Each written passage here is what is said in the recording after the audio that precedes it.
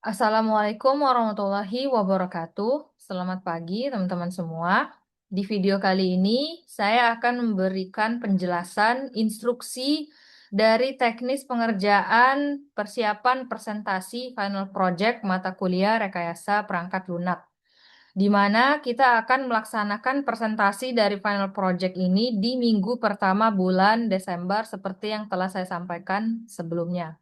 Oke, poin pertama yang harus teman-teman persiapkan terkait dengan presentasi ini yaitu teman-teman diwajibkan untuk membuat slide presentasi.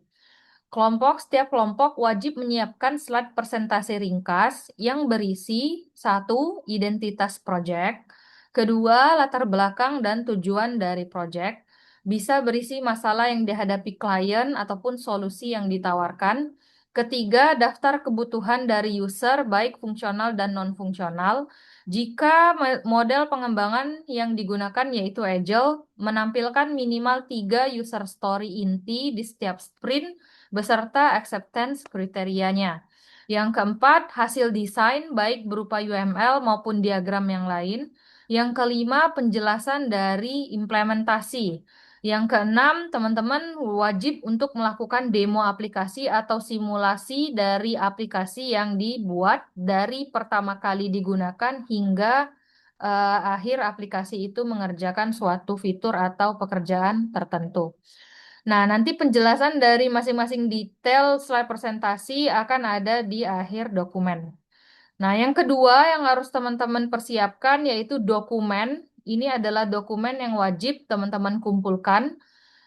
Semua kelompok wajib mengumpulkan dokumen dalam bentuk folder yang isinya: satu, slide presentasi yang sudah teman-teman buat sebelumnya. Yang kedua, dokumen SRS jika model pengembangan yang digunakan yaitu waterfall, atau produk backlog jika model pengembangan yang digunakan yaitu Agile, yang telah direvisi berdasarkan feedback, disimpan dalam format PDF. Terus yang ketiga, link deployment aplikasi atau link download aplikasi yang basis mobile. Jika aplikasinya berbasis web, teman-teman bisa melakukan deploy pakai hosting gratis, bisa pakai Infinity Free atau diupload ke GitHub Pages. Jika aplikasinya berbasis mobile, teman-teman bisa upload file APK-nya ke APK Mirror atau boleh link downloadnya diletakkan di GitHub Pages. Yang keempat, link repository project di GitHub. Yang kelima, video demo aplikasi berupa screen recorder dari awal aplikasi dimulai hingga berakhir atau selesai melakukan pekerjaan atau fitur. Catatan tambahan, source code program ini beserta file readme.md atau file markdown itu harus diupload ke akun GitHub masing-masing dari setiap anggota kelompok. Terus yang selanjutnya, aplikasi yang berbasis mobile ini wajib menginstal screen mirroring berupa Visor atau AirDroid Cache. Nanti dicari aja aplikasinya pada laptop server untuk keperluan demo. Nah, ini nanti saya jelaskan lebih lanjut di bawah. Format penamaan folder adalah final project underscore nama kelompok. Nanti foldernya diupload ke link drive yang sudah saya lampirkan. Jangan lupa nanti di link drive-nya itu dibuat folder untuk masing-masing kelas. Jadi teman-teman harus mengumpulkan dokumen foldernya di kelas masing-masing. Ingat, semua file wajib ini dikumpulkan maksimal 5 Desember 2025 pukul 11.00. Oke, kita masuk ke bagian teknis dari presentasinya. Nah, jadi nanti di presentasi ini, teman-teman hanya menggunakan satu laptop saja yang digunakan sebagai server. Artinya, untuk menghemat waktu dan menghindari proses ganti-mengganti laptop, ya kan? Nah, teman-teman wajib menyediakan satu laptop di mana semua hasil pekerjaan teman-teman setiap kelompok itu sudah dibuka melalui laptop server tersebut. Pastikan laptopnya ini sudah terkoneksi ke proyektor dengan internet yang stabil. Nah, di persiapan, ya kan, yang pertama teman-teman harus membuka folder atau link Google Drive tempat pengumpulan dokumen final project di laptop server. Setiap kelompok wajib memastikan seluruh file itu sudah lengkap dan dapat diakses. Kedua, buka semua dokumen milik setiap kelompok pada tab atau jendela terpisah. Hal ini dilakukan agar saat pergantian kelompok, presentasi dapat langsung dimulai tanpa proses pencarian atau membuka file tambahan. Jadi artinya nanti silakan didiskusikan saja mau menggunakan laptop siapa, tapi yang pasti laptopnya ini harus sudah terkoneksi ke proyektor dengan internet yang stabil. Dan laptopnya sudah membuka folder link drive yang digunakan untuk mengumpulkan dokumen pengerjaan dari final project. Dan pastikan semua kelompok sudah membuka filenya masing-masing di tab sendiri. Jadi nanti tidak ada lagi alasan kalau misal internetnya hilang atau nggak ada koneksi. Oke, untuk metode dari presentasinya sendiri, teman-teman akan melakukan demo aplikasi. Bisa langsung melalui URL domain atau hosting aplikasinya. Untuk aplikasi mobile, gunakan fitur screen mirroring, contohnya seperti Visor, dari HP ke laptop server, atau pastikan link APK bisa dijalankan di emulator online jika memungkinkan. Saran saya silakan pakai Visor aja, ya kan? Nanti diinstal di laptop server aplikasi Visor, nanti silakan dicari. Nah, nanti dipastikan bahwa aplikasi Visornya ini sudah pernah dicoba untuk menjalankan screen mirroring dari HP ataupun handphone di mana aplikasi mobilenya diinstal. Terus yang ketiga, penjelasan kode, artinya nanti teman-teman juga harus membuka link repository GitHub project di browser yang digunakan di laptop server. Nah, yang keempat yaitu terkait dengan alur dari presentasi. Total waktu kelasnya kita adalah 3 SKS, yaitu 150 menit. Estimasi jika ada 9 sampai 10 kelompok, artinya setiap kelompok itu mendapatkan kesempatan untuk presentasi selama 15 menit. Di mana masing-masing pembagian waktunya 5 menit untuk presentasi materi, 8 menit untuk live demo aplikasi, 3 menit untuk tanya jawab. Oke, kita masuk ke dalam penjelasan detail dari isi presentasi.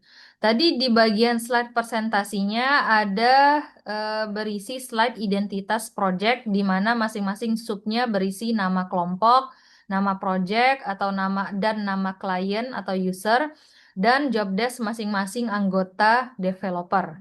Nah, di sini dijelaskan bahwa job desk anggota ini tuliskan secara jujur, adil dan spesifik, kontribusi masing-masing anggota.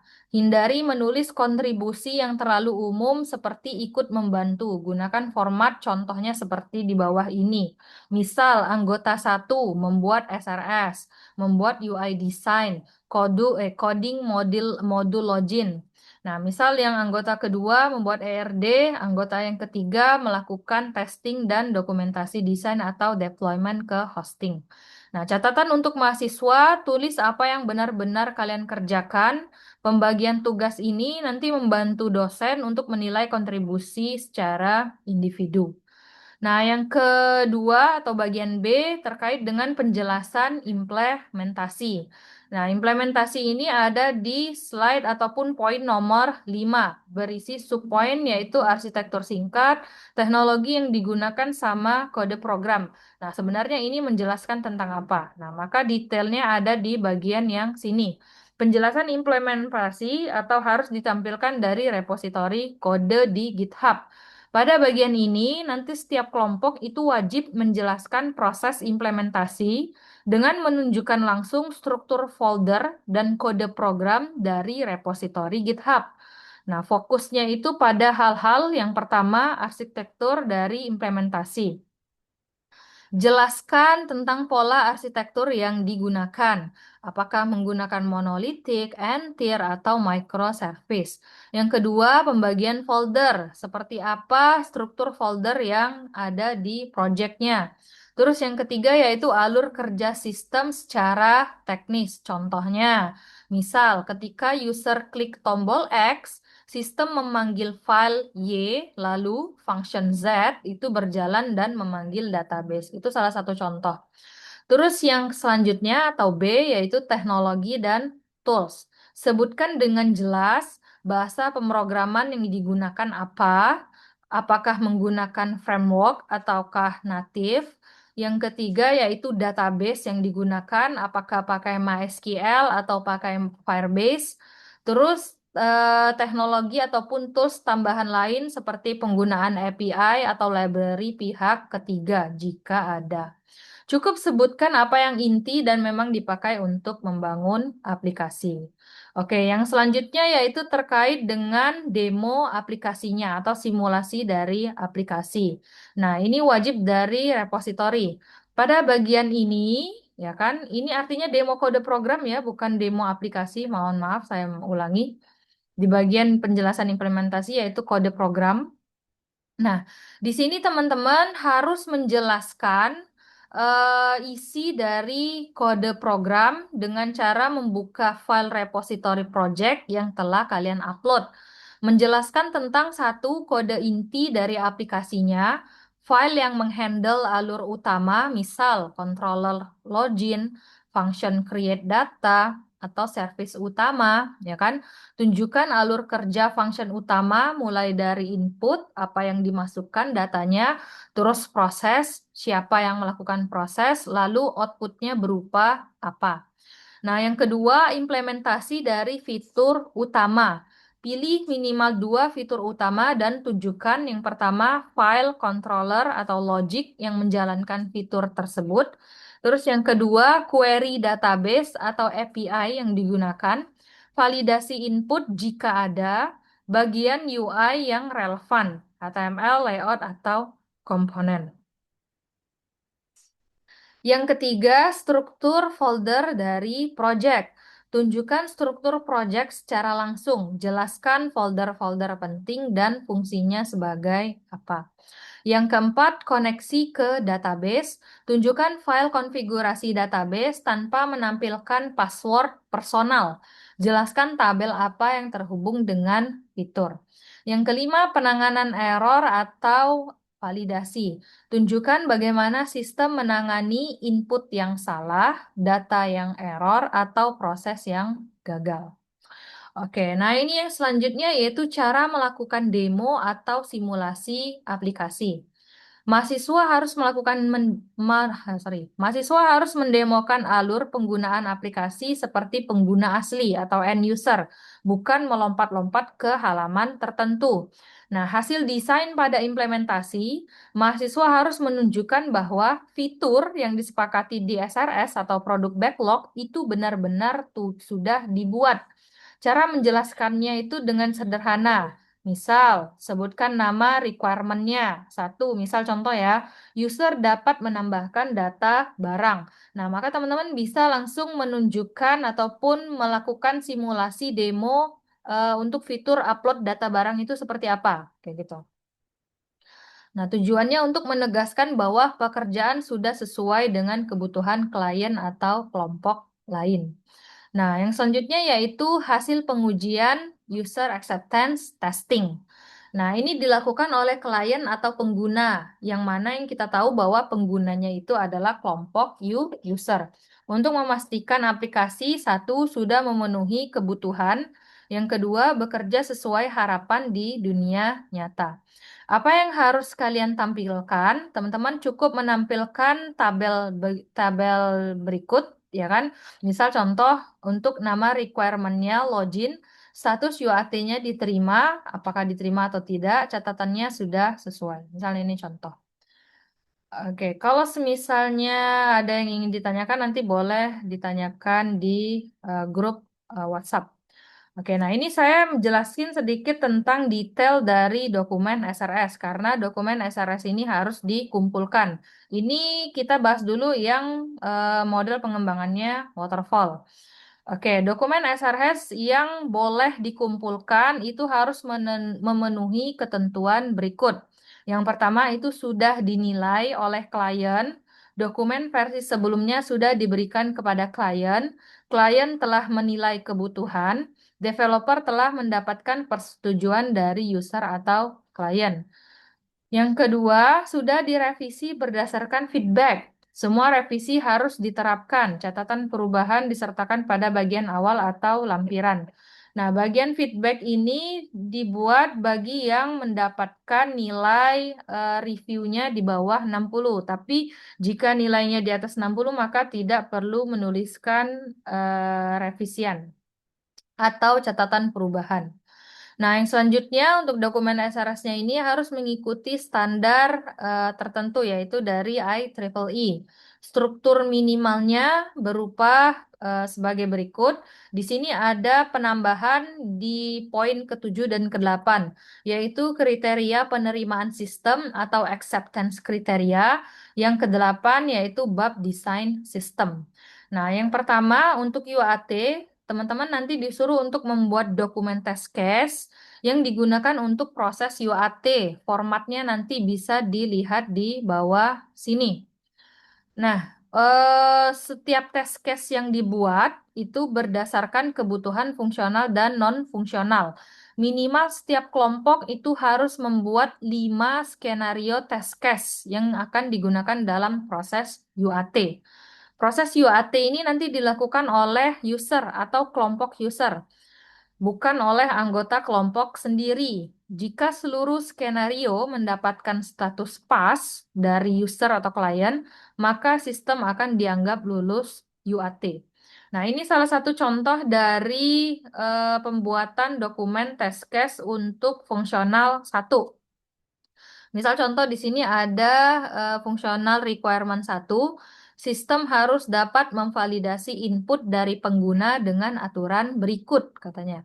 Yang pertama, semua kolom wajib diisi, email harus memiliki format yang valid, password harus memiliki panjang minimal 8 karakter. Nah, maka nanti di bagian dokumen test case, teman-teman bisa membuat berdasarkan fungsional di atas.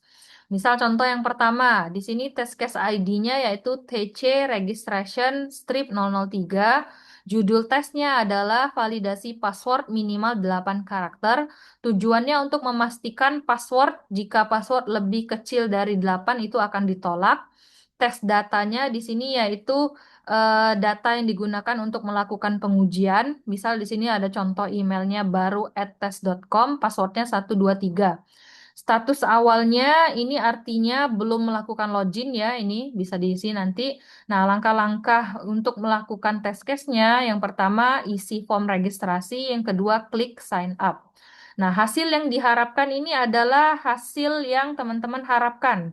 Misal contoh, sistem menolak tampil error password minimal 8 karakter.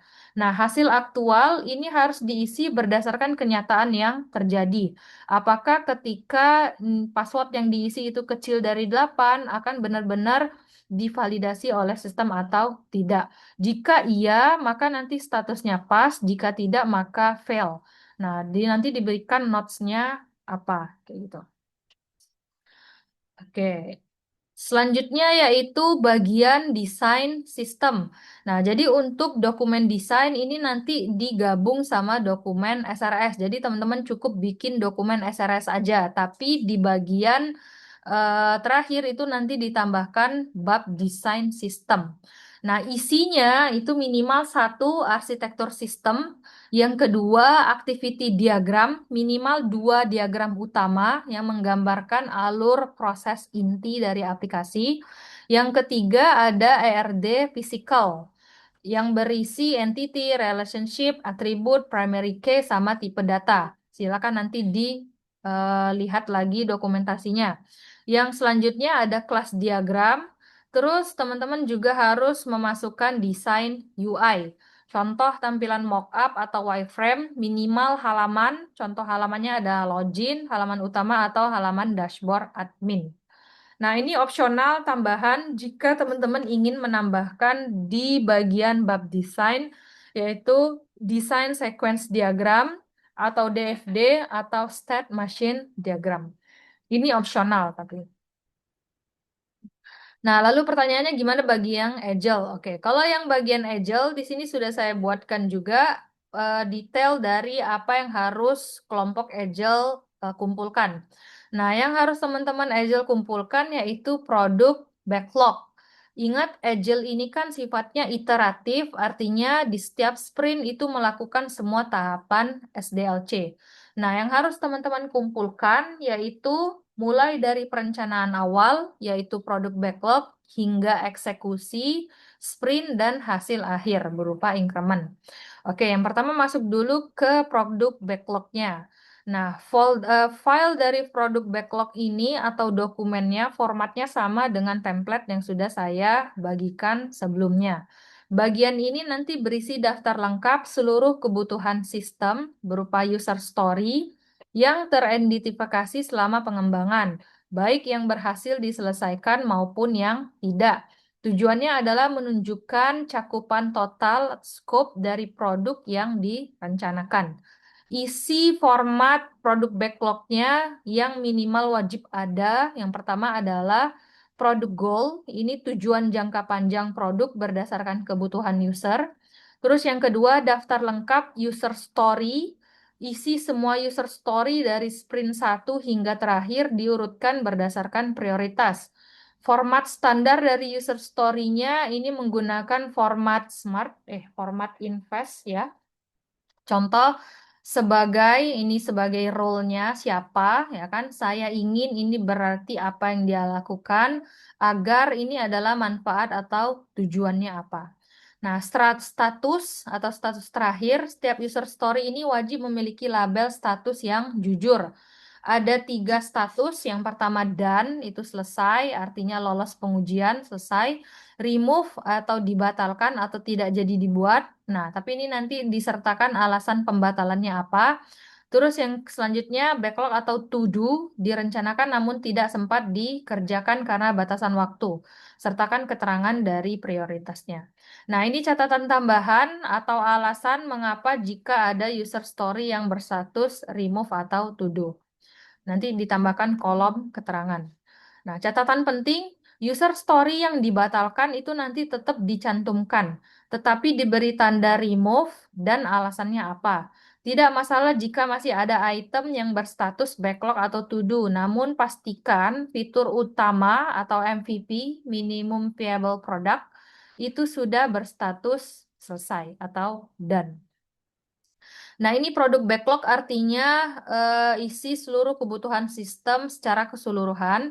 Nah, tapi di setiap sprint itu ada namanya sprint execution log. Nah, ini juga nanti dibuat karena setiap sprint itu pekerjaan yang dilakukan berbeda-beda. Nah, untuk laporan pelaksanaan sprint atau sprint execution log ini, bagian ini berisi rekam jejak sejarah pengerjaan. Jika kelompok teman-teman melakukan 5 kali sprint selama 1 semester mata kuliah RPL, maka harus ada 5 subbab laporan sprint di bagian ini. Nah, setiap laporan sprint wajib mengandung 1 sprint goal, apa tujuan utama atau tema dari sprint yang dikerjakan, contoh misal menyelesaikan modul manajemen user dan keamanan, sprint backlog atau selected items. Nah, berisi daftar user story yang dipilih untuk dikerjakan pada sprint ini. Yang ketiga, acceptance kriteria, syarat detail agar user story dianggap selesai. Status pengerjaan sprint, apakah status akhirnya itemnya di akhir sprint done atau fail. Yang kelima, sprint retrospektif. Nah, ini penting banget. Silakan nanti dibuat di bagian akhir poin singkat evaluasi kinerja tim di sprint ini. Apa yang sudah bagus, apa yang menjadi kendala yang dihadapi, dan apa yang perlu diperbaiki di sprint selanjutnya. Yang keenam, bukti desain dan implementasi atau disebut dengan artifacts. Lampirkan hasil kerja teknis yang relevan hanya untuk fitur yang dikerjakan di sprint ini. Contohnya, misal di sprint 1 itu hanya mengerjakan login. Nah, maka dilampirkan activity diagram dari login, desain UI login, dan kelas diagram terkait modul login seperti apa. Nah, ini ada catatan. Satu, jika tim Anda sudah menggunakan project management tools seperti Jira, Trello, dan lain-lain, teman-teman bisa langsung melakukan export to PDF dari tools tersebut dan merapikannya sesuai struktur di atas. Nah, konsistensi ini yang paling penting ya. Pastikan apa yang tertulis di dokumen sesuai dengan aplikasi yang didemokan saat presentasi final project. Nah, karena tadi saya bilang bahwa tugas source code, source code, source code dari projectnya ini harus diupload ke GitHub, ya kan? Nah, di file GitHub-nya itu harus ditambahkan satu file Markdown yang berupa README di halaman utama repositorinya. Isi README ini bertujuan untuk menjelaskan cara menggunakan aplikasi serta informasi penting lainnya. Teman-teman nanti bisa gunakan generate Markdown, nanti dicari aja ini make a readme, ya kan? Nah, nanti tinggal dibikin aja. Isi-isi dari file readme-nya sudah saya sertakan di file instruksi tugas final project. Nah, minimal harus berisi satu nama project, nama kelompok dan anggota, deskripsi singkat aplikasi, tujuan sistem, teknologi yang digunakan, cara menjalankan aplikasinya seperti apa, ya kan? Cara instalasi, cara konfigurasi jika ada, atau cara menjalankan. Nah, akun demo jika ada login. Nah, pastikan nanti kalau misalnya ada login, bisa disertakan akun untuk demo, ya kan? Terus yang ke-8 ini ada link deployment-nya, link aplikasinya, ya kan? Screenshot halaman utama, ini opsional, tapi nggak apa-apa, boleh dimasukin, bagus. Yang ke-10, catatan tambahan, hal-hal penting yang perlu diketahui, misalnya keterbatasan sistemnya, fitur yang belum selesai, atau petunjuk penggunaan khusus. Nah, yang ke-11 ini adalah keterangan dari tugasnya. Silakan dijelaskan bahwa proyek ini ditujukan untuk memenuhi tugas final project mata kuliah RPL, sertakan nama dosen pengampu mata kuliahnya. Nanti isinya mungkin boleh seperti ini ya. Nah, seperti ini. Nanti isinya teman-teman boleh nih diisi di bagian sini. PDF-nya apa, dokumen finalnya ada apa aja, deskripsi singkat, kan, dan lain-lain. Nah, ini nanti tinggal di-upload aja ke GitHub. Hasilnya nanti bisa seperti ini. Nah, kayak gini.